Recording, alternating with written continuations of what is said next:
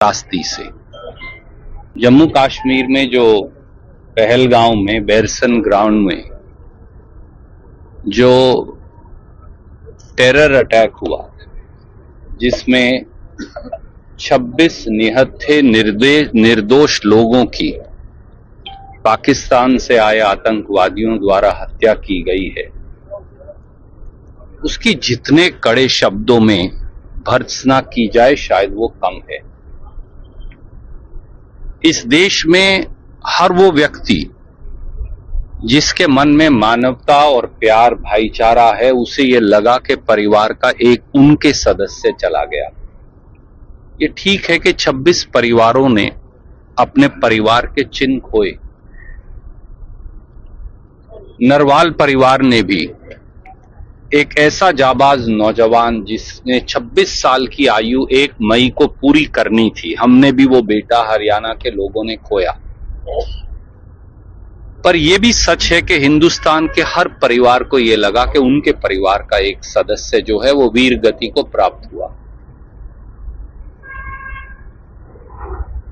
जिस प्रकार का पाक प्रायोजित आतंकवाद नृशंस तरीके से चल रहा है, उस पर एकमत होकर लगाम लगाने की जरूरत है।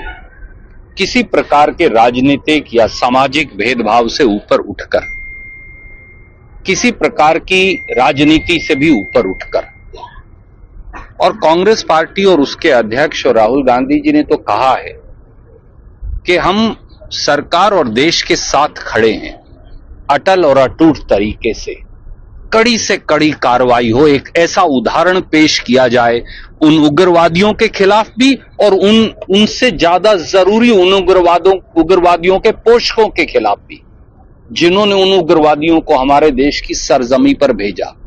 उन्हें ऐसी सजा दी जाए कि सजा भी दहल जाए।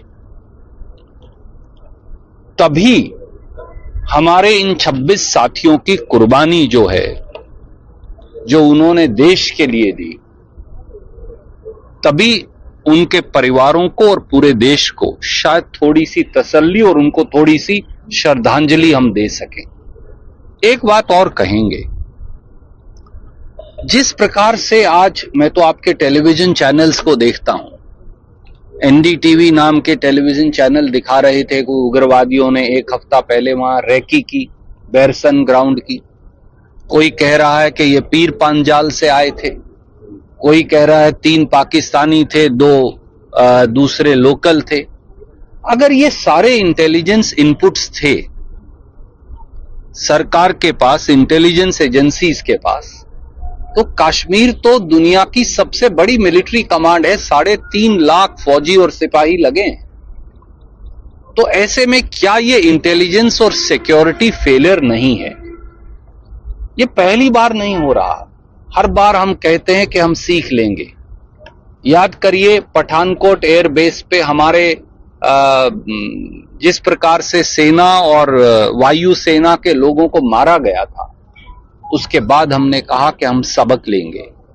फिर उरी में आर्मी बेस पे यही हुआ, फिर नगरोटा के आर्मी बेस पे यही हुआ, फिर अमरनाथ यात्रा में यही हुआ, फिर रायसी में फिर यही हुआ, फिर पुलवामा में यही हुआ, और अब पहलगांव में यही हुआ। कितने और लोगों को वीरगति को प्राप्त करना पड़ेगा, जिसके बाद हमारी इंटेलिजेंस एजेंसीज